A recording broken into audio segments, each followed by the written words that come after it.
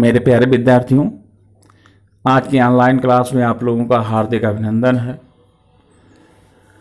कल आप लोगों का पहला पाठ कबीरदास पूरा हो गया था और मुझे विश्वास है कि आप लोगों ने उस पर दिया हुआ सारा होमवर्क कंप्लीट कर लिया होगा। आज मैं दूसरा पाठ मेरा शुरू करने जा रहा हूं, जिसमें आप लोग उनका जीवन परिचय पहले देखेंगे। तो भक्तिकालीन कवियों में मीराबाई का नाम प्रमुख है। कबीरदास जी भक्तकालीन निर्गुण शाखा के प्रवर्तक थे, संत काव्य के प्रवर्तक थे, और मीराबाई सगुण शाखा के कृष्ण भक्ति काव्य में प्रमुख कवित्री के रूप में जानी जाती हैं। तो इनका जन्म सन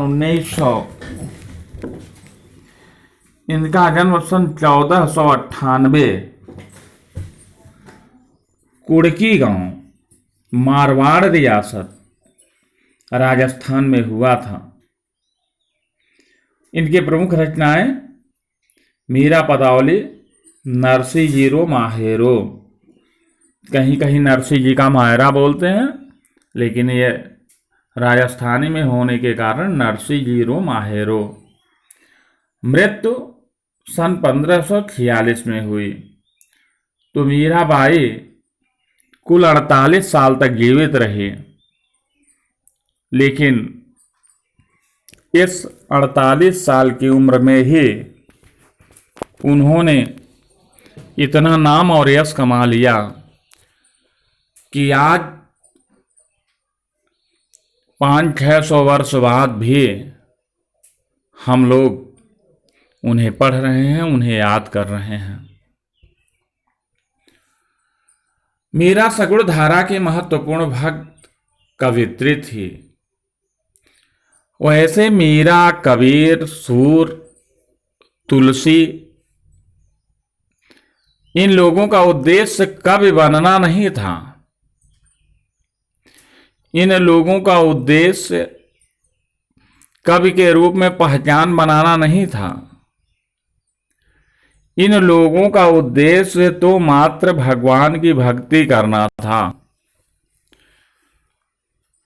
तो भक्ति में अपने भावनाओं की अभिव्यक्ति इन्होंने जो भी टूटी फूटी भाषा में हो सका किया, लेकिन